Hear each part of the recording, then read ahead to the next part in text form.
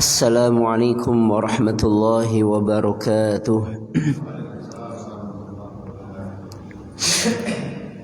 Innal hamdalillah nahmaduhu wa nasta'inuhu wa nastaghfiruh wa na'udzu billahi min shururi anfusina wa min sayyiati a'malina man yahdihillahu fala mudilla lahu ومن يضلل فلا هادي له أشهد أن لا إله إلا الله وحده لا شريك له وأشهد أن محمدا عبده ورسوله صلى الله عليه وعلى آله وصحبه وسلم.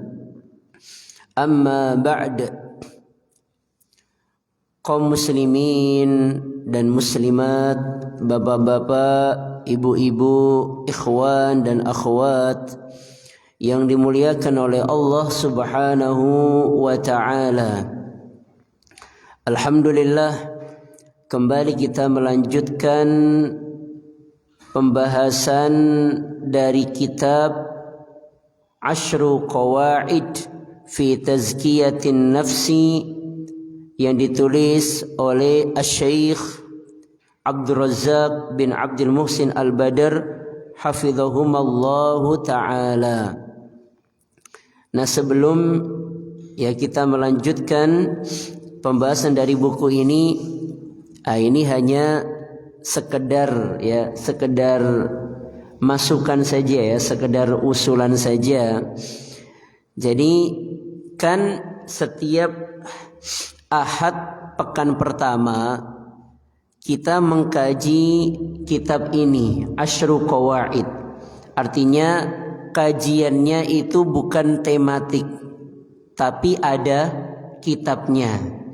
Nah, alangkah baiknya agar belajar dan menguasai kitab ini secara maksimal, alangkah baiknya jika semua jamaah membawa kitabnya. Karena apa? Karena kajian kitab itu jamaah harus memegang kitabnya. Sehingga apa? Sehingga ketika jamaah misalnya pekan ini, misalnya di pertemuan yang ini izin misalnya, maka nanti di rumah bisa membuka bukunya seperti itu. Sehingga ketika tidak faham bisa ditanyakan, nanti bisa bisa WA ke nomor saya, misalnya saya kemarin tidak masuk pembahasan ini. Nah, kira-kira misalnya kesimpulannya apa? Bisa saya jelaskan secara voice insyaallah. Banyak cara. Zaman sekarang ini banyak cara untuk apa? Untuk belajar. Karena yang namanya orang itu pasti terkadang punya uzur. Pasti tidak mungkin tidak, pasti terkadang punya uzur. Artinya tidak selalu bisa hadir, entah itu safar, entah itu sakit. Nah, ketika ada bukunya, insya Allah tidak ketinggalan.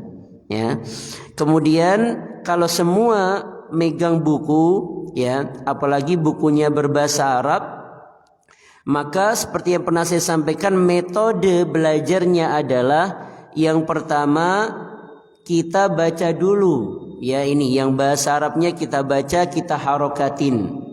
Kemudian yang kedua kita berikan makna atau kita artikan. Nah, setelah itu baru kita jelaskan. Jadi istilahnya sambil belajar bahasa Arab juga. Karena kalau yang namanya kajian kitab, kalau kitabnya berbahasa Arab, metodenya seperti itu. Mengharokatin, menerjemahkan, kemudian memahami dengan syarah seperti itu.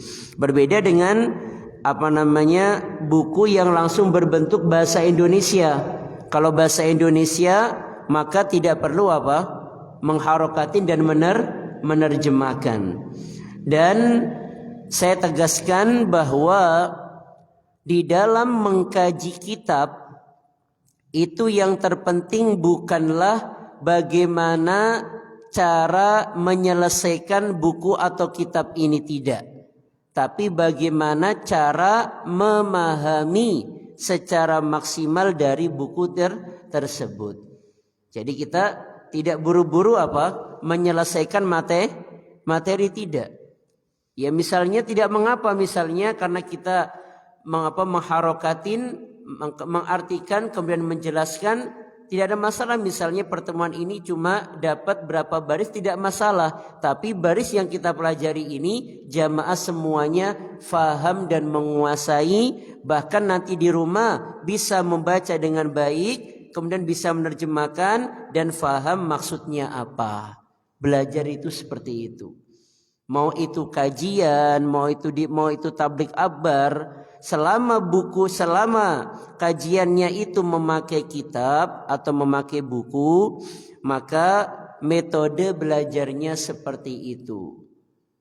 Dan panjenengan jangan sungkan-sungkan, misalnya ketika pemateri itu ya bacanya cepat, misalnya mohon maaf ya bisa diulangi, nggak ada masalah.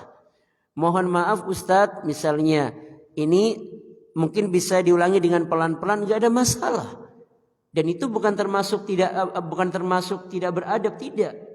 Ya, kalau saya pribadi ketika saya lagi bacakan atau nerjemahkan, ada jamaah yang misalnya angkat tangan, maaf Ustadz kecepatan, saya malah senang. Kenapa? Artinya berarti yang saya praktekkan ini berarti kecepatan seperti itu. Belajar itu seperti itu. Jadi kita jangan menganggap bahwasannya belajar kitab itu hanya di mana? Di sekolah, tidak. Ya, terkadang kita dapati di antara kesalahan ikut kajian itu apa? Yaitu ketika menghadiri kajian atau menghadiri majelis ilmu tapi tidak membawa senjata. Ya, karena kan yang namanya menghadiri majelis ilmu itu sama aja meninggalkan keluarga untuk ke medan ilmu. Nah, seseorang saja ketika meninggalkan keluarganya untuk berjihad membawa senjata, maka sama. Seorang yang menuntut ilmu dia harus membawa senjata, yaitu kitabnya, kemudian buku tulis, kemudian alat tulis. Nah, ini sekedar masukan saja. Jadi alangkah baiknya mungkin jika nanti di pertemuan berikutnya, di bulan berikutnya, ya saya berharap semuanya bawa kitab seperti itu ya. Jadi biar bisa menyimak bareng-bareng, ya, nyimak bareng-bareng. Dan jika tadi kecepatan atau misalnya ya kurang jelas, bisa langsung ditanyakan, begini nggak apa-apa, ya, nggak harus menunggu nanti sampai selesai, nggak, langsung aja begini, Ustadz kecepatan misalnya, nggak apa-apa, bebas. Namanya belajar itu kan diskusi. Satu-satunya menyampaikan ilmu yang tidak ada diskusi itu khutbah. Nah, kalau khutbah kan cuma satu arah. Tapi kalau kayak taklim, tablik akbar dan sebagainya itu dua arah seperti itu. Kenapa? Karena terkadang perlu kita nanya kepada jamaah biar Biar misalnya yang ngantuk jadi melek seperti itu. Ya.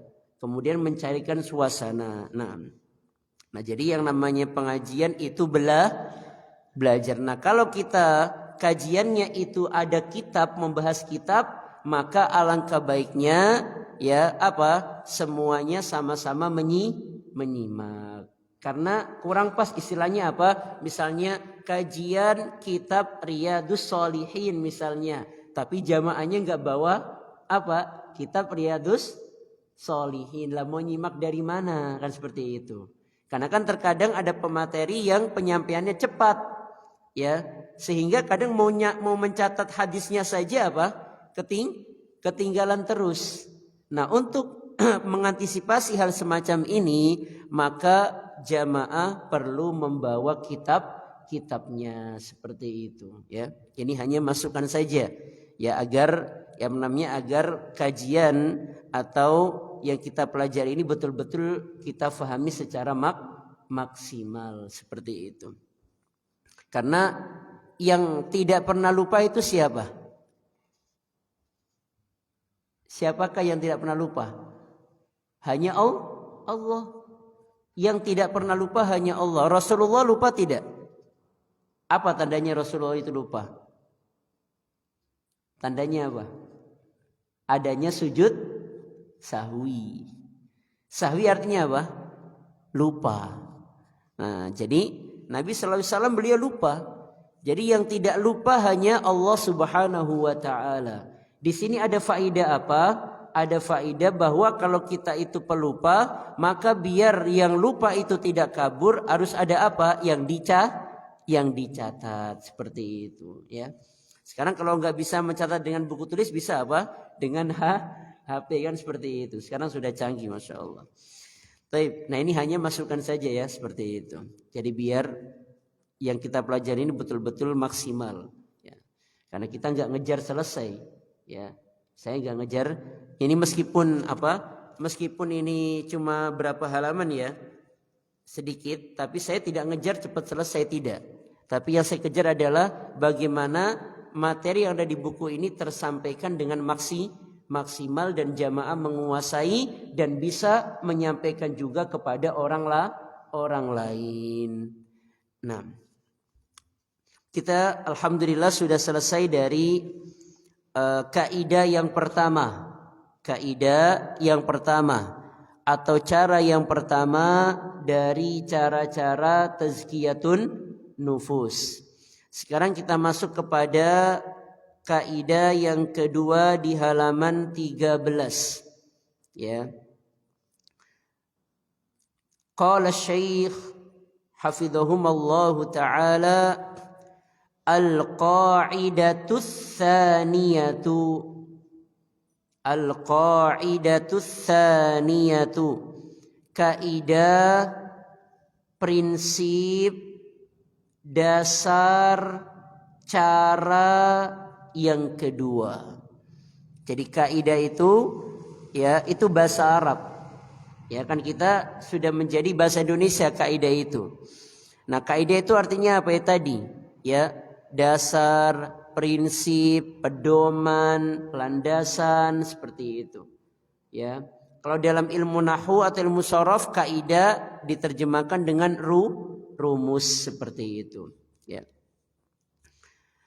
Ad-du'a'u, yang kedua, ya kaidah yang kedua atau cara yang kedua untuk tazkiyatun nufus adalah ad-du'a'u, yaitu dengan cara berdoa. Ya. Jadi setelah yang pertama, jadi langkah yang pertama ini, misalnya kita sudah banyak dosa atau banyak melakukan kesalahan, kemudian kita ingin membersihkan dosa-dosa yang ada di dalam hati kita atau dalam jiwa kita, maka langkah yang pertama adalah apa? Harus menjauhkan kesyirikan. Ya, hati ini harus diisi oleh tauhid semaksimal mungkin. Nah, setelah kita isi dengan tauhid, maka cara yang kedua apa? Angkat tangan. Minta kepada Allah. Kenapa? Miftahu zakatin nufusi. Karena doa, ini alasan yang pertama, karena doa merupakan miftah. Apa itu? Kunci zakatin nufus, yaitu tazkiyatun nufus. Jadi kenapa setelah mentauhidkan Allah, kita tazkiyatun nufusnya dengan cara berdoa? Alasan yang pertama, karena ad-du'a'u miftahu zakatin nufus. Karena doa adalah kuncinya tazkiyatun nufus. Jadi kalau mau mengambil semua yang berkaitan dengan tazkiyatun nufus, maka apa? Harus buka pintu dulu. Ya, misalnya kita mau mengambil barang-barang yang ada di dalam kamar. Di dalam kamar misalnya barangnya banyak sekali. Kemudian kita mau mengeluarkan atau mengambil dan memanfaatkan semua barang yang ada dalam kamar tersebut. Maka langkah yang pertama adalah membuka pintu kamar tersebut. Membukanya dengan apa? Kalau nggak ada kuncinya bisa ngambil nggak? Maka sama. Orang yang tidak mau berdoa, ya, dia tidak bisa mendapatkan apa-apa. Tapi kalau ada orang yang nggak pernah doa, tapi Allah tetap kasih dia rizki, kasih dia kesehatan dan lain sebagainya, khawatir itu adalah istidraj. Apa itu istidraj? Allah biarkan dia, ya, biarkan dia tanpa ada teguran. Itu namanya istidraj, ya. Karena yang memberikan kita kesehatan Allah, yang bisa membuat kita bisa ibadah Allah, yang memberikan rizki kita itu juga Allah, yang melancarkan urusan kita Allah. Nah, ini semuanya kan ya kepunyaan Allah. Semuanya di tangan Allah. Ya. Nah, karena ini semua di tangan Allah, bagaimana cara untuk mendapatkan ini semua? Yaitu dengan membukanya dengan doa. Ya, untuk mengambil ini semua harus dibuka dengan doa. Ya. Apapun itu. Makanya segala sesuatu doa. Ya. Bahkan ya, kita mau belanja saja doa. Ya, doa. Misalnya kita mau beli baju yang kita inginkan, minta dulu sama Allah. Ya. Apa saja. Karena itu semua itu di tangan Allah. Ya. Mungkin antum sudah belajar ya di hadis Arba'in Nawawiyah, ya. Di situ Allah Subhanahu wa taala menjelaskan apa? Bahwasannya kullukum ja'i' illa man at'amtuhu fastad'imuni ut'imkum. Kalian semua itu lapar. Maka apa? Mintalah makanan itu kepadaku, aku akan berikan kepada kalian. Jadi yang ngasih kita makan itu Allah. Ya. Jadi jangan kita anggap karena kita kerja keras sehingga kita kaya raya, itu murni hasil kita, tidak. Makanya kita mengucapkan la haula wala quwata illa billah. Ya. Nah, inilah alasan yang pertama. Kenapa harus dengan doa? Apa alasan yang pertama? Karena doa merupakan apa? Kuncinya tazkiyatun nufus. Ya. Kenapa doa merupakan kunci tazkiyatun nufus? Karena semua kenikmatan ada di tangan siapa? Di tangan Allah. Nah, untuk mengambil kenikmatan ini semua harus apa? Melewati pintu yang harus dibuka, yaitu dengan doa. Kemudian alasan yang kedua, kenapa dengan doa? Qala an-nabiyyu alaihi salatu wassalamu. Nabi sallallahu alaihi wasallam bersabda, alaihi salatu wassalam atau sallallahu alaihi wasallam. Itu sama saja, ya, bentuk lafaz sholawat. Dan tidak boleh Allahumma salli ala sayyidina Muhammad, tidak boleh. Laisa syai'un akrama 'ala Allah ta'ala minad du'a. Laisa syai'un. Laisa, tidak ada. Syai'un, sesuatu pun. Akrama, yang lebih mulia. Ala Allahi ta'ala, bagi Allah subhanahu wa ta'ala. Min, daripada ad-du'ai, daripada berdoa. Ya, itu terjemahannya perkata. Maksudnya apa? Sesuatu yang paling mulia di sisi Allah adalah apa? Doa. Ya. Doa itu apa? Doa itu manggil. Manggil-manggil Allah. Manggil-manggil Allah untuk apa?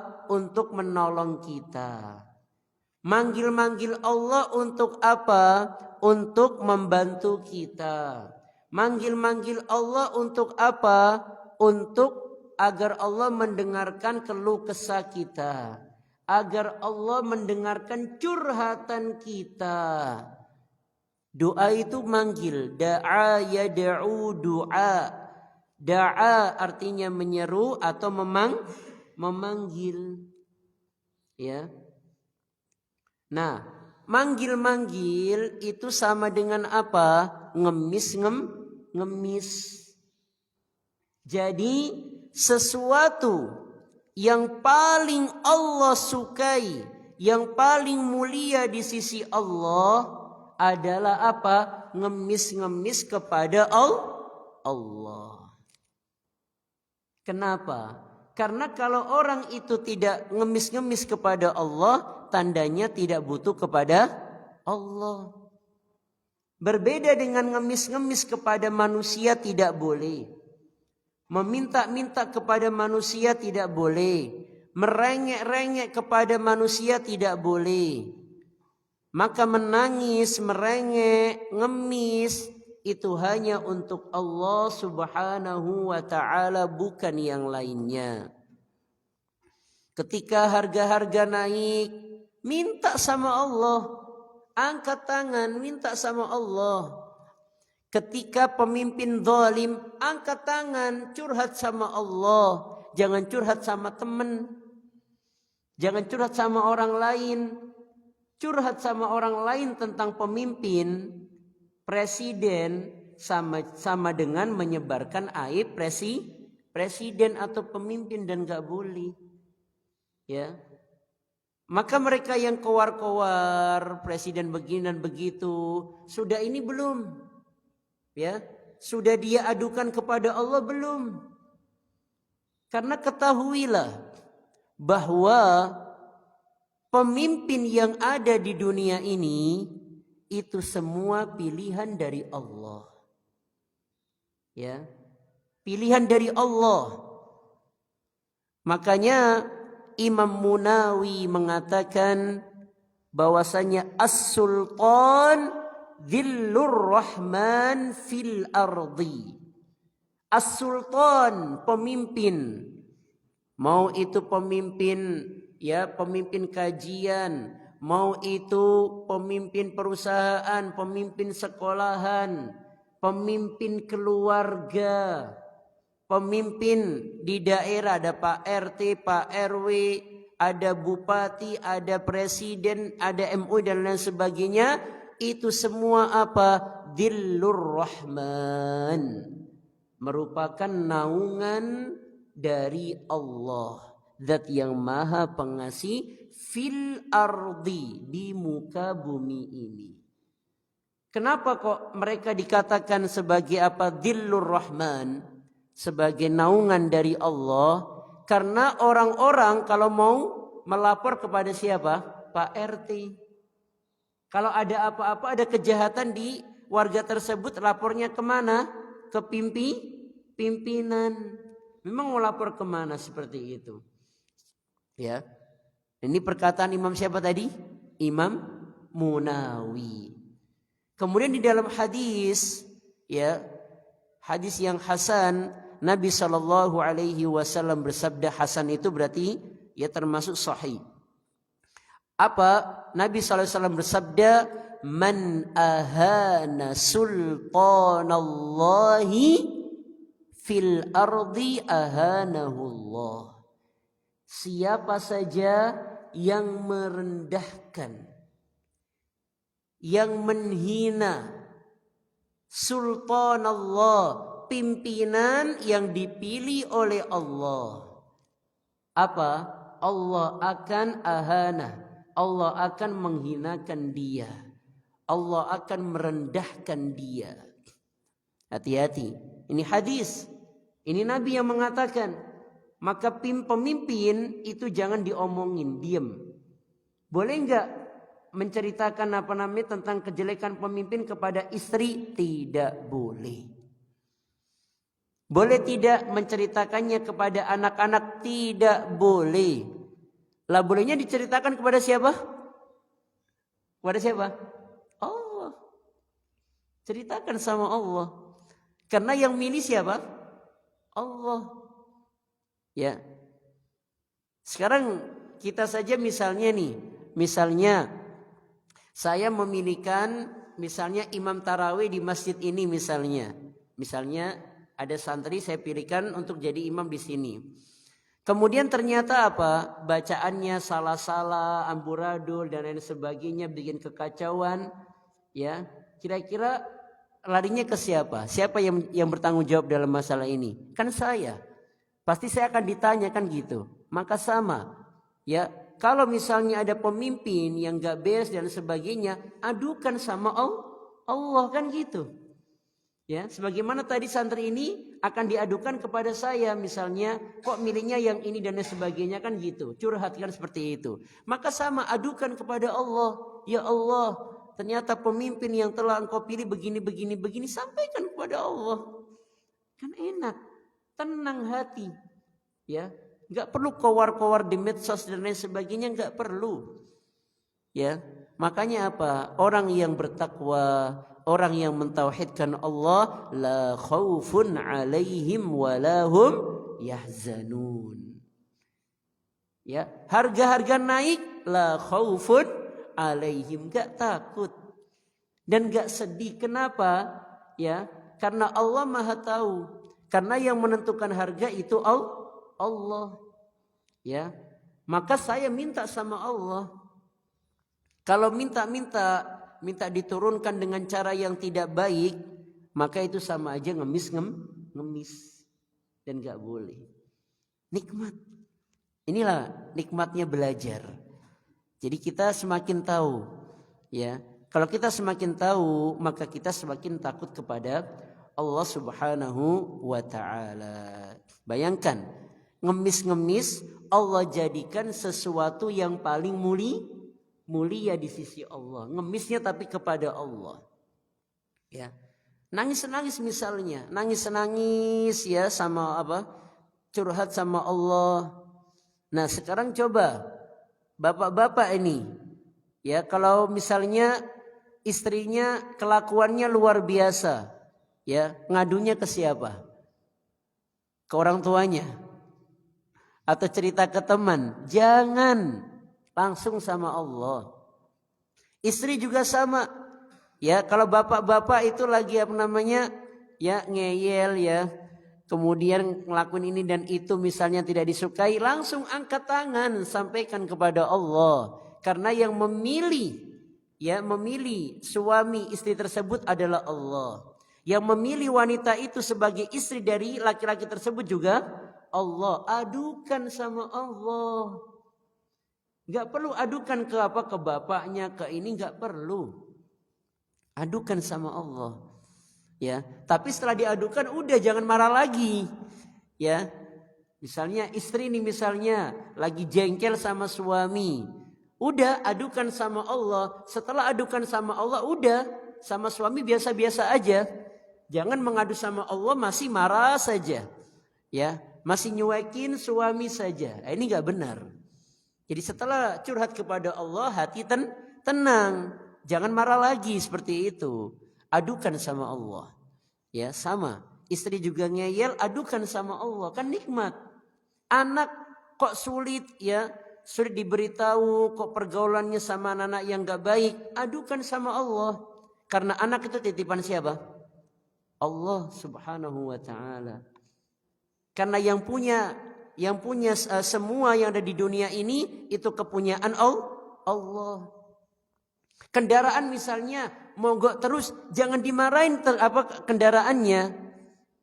Ya, minta pertolongan sama Allah, karena kendaraan itu yang memberikan adalah siapa? Allah. Kan nikmat. Kan hati plong. Kan biasanya ada orang yang dia itu apa? Kalau gak dikeluarkan unek-uneknya, apa? Kepalanya pusing lah, atau jatuh sakit lah, ya, sehingga dia bingung. Ya, saya mau curhat sama siapa? Kenapa harus bingung? Curhat sama Allah. Kan gitu. Kenapa harus bingung? Ya. Allah Maha mendengar, ya. Allah Maha ya memberitahu. Allah Maha mengasihani. Allah Maha penyayang. Ya. Kenapa enggak diadukan sama Allah saja? Ya. Nah, coba mulai dari sekarang ya, pasangan suami istri, kalau istri ngeyel, adukan kepada siapa? Allah. Suami ngeyel, adukan kepada Allah. Jangan misalnya istrinya bikin sesuatu yang jengkel, gak masak misalnya di rumah, akhirnya apa? Pergi keluar ke warung, di warung cerita sama tetangga, istri saya gak masak ini begini. Itu sama aja apa? Menyebarkan aib istri. Gak boleh. Ya. Enggak boleh seperti itu. Makanya luar biasa. Inilah nikmatnya belajar. Makanya hadis yang insya Allah panjenengan sudah apa? Sudah tahu semuanya. Man salaka tariqan yaltamisu fihi ilman sahhalallahu lahu bihi tariqan ilal jannah. Kenapa menuntut ilmu itu sarana dimudahkan untuk masuk surga? Karena dengan menuntut ilmu tahu mana yang baik, mana yang buruk. Tahu mana yang bisa mendekatkan ke surga dan yang mendekatkan ke neraka, tahu dia. Ya. Kalau enggak belajar tidak akan tahu. Maka sama dengan belajar ini kita tahu bahwa semua yang ada di dunia itu adalah ada yang memiliki Allah. Pemiliknya adalah Allah. Maka kalau ada apa-apa mintanya kepada Allah. Pimpinan-pimpinan yang ada di muka bumi ini itu semua pilihan Allah. Maka kalau ada apa sampaikan kepada Allah, seperti itu. Tenang hati. Coba kalau semua orang di Indonesia seperti itu, memahami seperti ini dan dia amalkan, insya Allah nggak ada yang keluar-keluar tuh di luar itu. Dan nggak ada yang keluar-keluar di medsos, nggak boleh. Ya, kemarin ya waktu daurah Syekh Hisham Tahiri hafizahullah taala ditanya ya, ada salah satu yang bertanya, kita misalnya pengen menasehati pimpinan tapi kita nggak bisa, ya boleh nggak kita menasehatinya dengan apa? Dengan di Facebook atau di Instagram atau istilahnya di medsos, boleh apa tidak? Ya, dengan alasan kenapa kok dia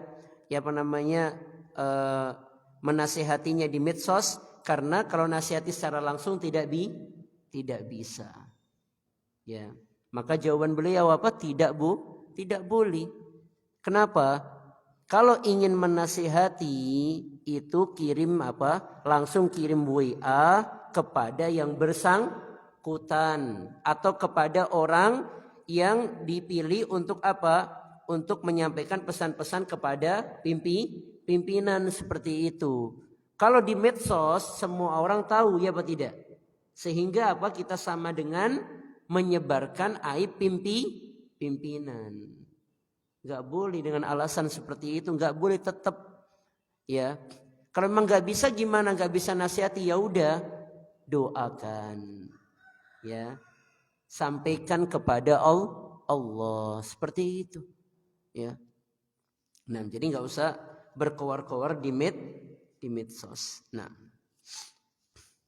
itulah alasan yang kedua, bahwa doa itu merupakan sesuatu yang paling mulia bagi Allah Subhanahu wa ta'ala.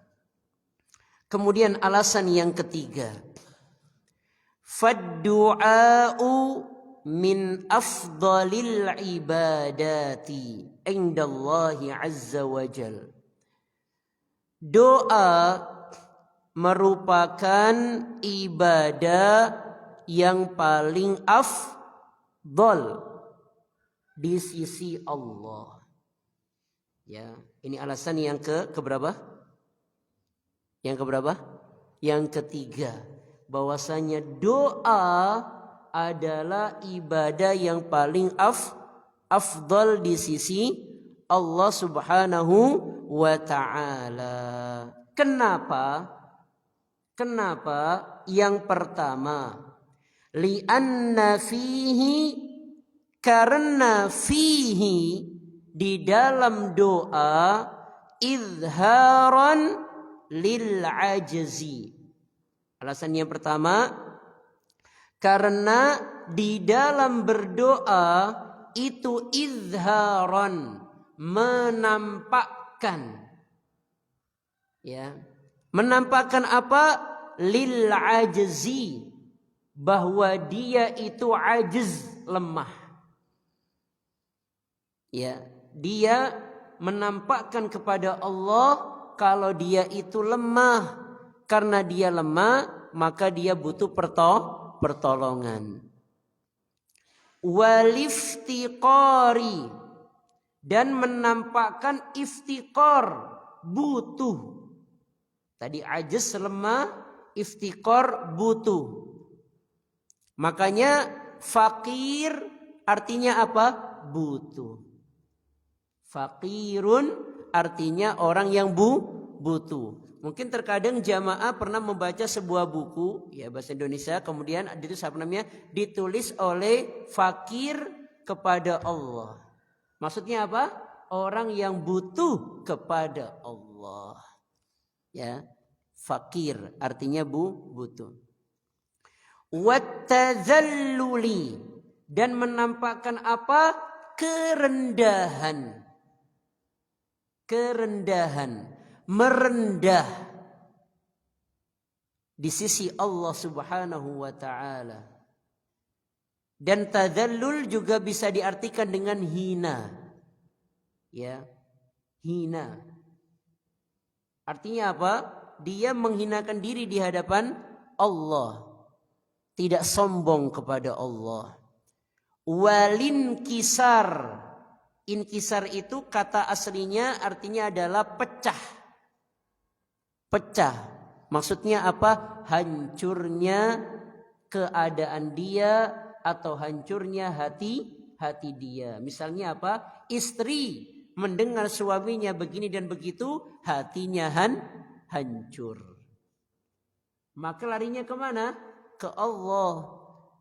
Bukan lari ke orang tuanya cerita begini. Ya, yang lebih parah lagi langsung WA ke temannya, suami saya begini. Nah, ini belum ngaji berarti. Berarti yang seperti ini belum ngaji ini berarti. Ya. Kalau misalnya saya ngaji terus, lah manfaat lah mana? Mana hasil dari ngaji mana? Kok masih seperti ini terus kalau sudah ngaji? Kalau sudah ngaji ya udah, kalau ada masalah keluarga enggak usah sampaikan ke yang lain, sama Allah saja. Ya. Agar tidak menyebarkan aib pasangan. Nah, ini dia. Jadi yang pertama, ya, kenapa doa itu merupakan ibadah yang paling afdal? Ya, alasan yang pertama adalah menampakkan apa saja tadi? Kelemahan, kebutuhan, ya. Kemudian menampakkan apa? Kerendahan, kehinaan, dan hancurnya keadaan atau hati dia. Itu yang pertama. Yang kedua, alasan yang kedua, ya. Jadi ini tadi kan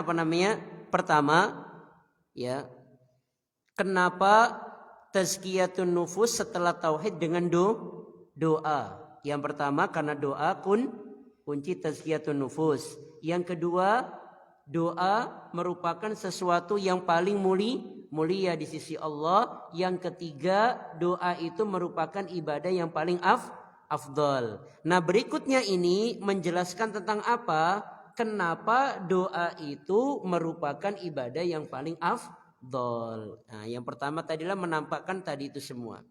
Yang kedua, wal-i'tirafa, karena di dalam doa itu i'tiraf, adanya pengakuan. I'tiraf, mengakui.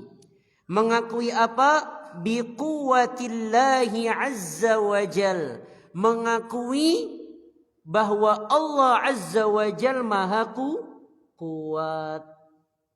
Ya. Berarti ketika orang berdoa, berarti dia itu menganggap Allah yang paling kuat. Dia mengakui kalau Allah itu yang paling kuat. Ya. Apa buktinya dia mengakui Allah yang paling kuat? Buktinya dia minta kepada Allah. Karena orang ketika dia minta, pasti dia apa? Kalau dia mau minta bantuan, pasti dia mencari orang yang paling kuat, yang bisa membantu dia. Nah, ketika dia larinya kepada Allah, mintanya kepada Allah, berarti dia mengakui, berarti dia meyakini bahwa yang paling kuat hanya Allah subhanahu wa ta'ala, dan Allah sangat senang. Allah sangat senang. Ya. Kemudian waghinahu, dan dia mengakui bahwa Allah itu maha ghani, tidak butuh. Ginahu, Allah tidak butuh kepada hambanya. Ya, Allah enggak butuh kepada hambanya. Wa ighnaihi, sebelum tadi ada wa qudratihi, mohon maaf, wa qudratihi, dan kekuatan Allah. Mengakui bahwa Allah memiliki kekuatan dan kekuasaan dan kemampuan. Qudra artinya kemampuan, kekuasaan, seperti itu. Wa ghinahu, dan dia mengakui bahwa Allah yang paling kaya, tidak butuh. Maksudnya kaya itu apa? Ghani itu maksudnya apa? Tidak butuh. Jadi kan lawan dari fakir ghani. Kalau fakir itu butuh, ghaniyun tidak butuh. Ya. Kemudian wa ighnaihi, dan dia mengakui bahwa hanya Allah lah yang ighnaihi, yang bisa apa? Memenuhi kebutuhan dia, yang bisa mengabulkan keinginan dia. Itu artinya kata ighna. Kalau makna asalnya adalah yang membuat dia kaya. Maksudnya apa? Yang mencukupi kebutuhannya. Ya, yang memenuhi permintaannya. Wa kibriyaihi, dan dia juga mengakui bahwasannya Allah subhanahu wa ta'ala, ya, kalau kibr itu artinya adalah sombong, ya. Dan Allah subhanahu, dan sombongnya Allah subhanahu wa ta'ala tidak sama dengan sombongnya manusia, tidak sama. Tidak sama dengan sombongnya makhluk. Ya. Bahkan apa? Wajabri kasri khawatiri a'daihi. Bahkan Allah jabri apa? Menutupi kasri, hancurnya, khawatiri a'daihi, perasaan-perasaan musuh-musuh Allah. Siapa mereka? Orang-orang kafir. Apakah syarat berdoa itu harus menjadi orang muslim? Hah? Apakah syarat berdoa itu harus menjadi orang muslim? Kalau tidak muslim Allah enggak kabulkan? Tidak. Nah, maka kata beliau apa di sini? Ya. Fadlan an fudala'i ahbabihi wa awliyaihi. Jadi tadi Allah kan menutupi tadi. Menutupi hancurnya perasaan musuh-musuh Allah. Allah juga memenuhi kebutuhan musuh-musuh Allah, yaitu orang-orang kafir. Allah mengabulkan permintaan mereka. Nah, kalau orang-orang kafir saja, musuh-musuh Allah saja, Allah kabulkan permintaan mereka, ya, maka apa? Lebih-lebih lagi, ya, lebih lagi fadlan, itu lebih lagi an fudala'i ahbabihi wa awliyaihi, lebih lagi fudala, orang-orang yang paling baik, ahbabihi, dari orang-orang yang mencintai Allah, wa awliyaihi, dan wali-wali Allah subhanahu wa ta'ala. Naam. Baik, ternyata sudah jam 6 ini ya. Gak terasa, saya kira masih jam setengah 6 ini. Baik, kita sampai di sini terlebih dahulu. Nah, kita tutupkan doa kafaratul majlis. Subhanakallahumma bihamdika asyhadu an la ilaha illa anta astaghfiruka wa atubu ilaik. Wassalamualaikum warahmatullahi wabarakatuh.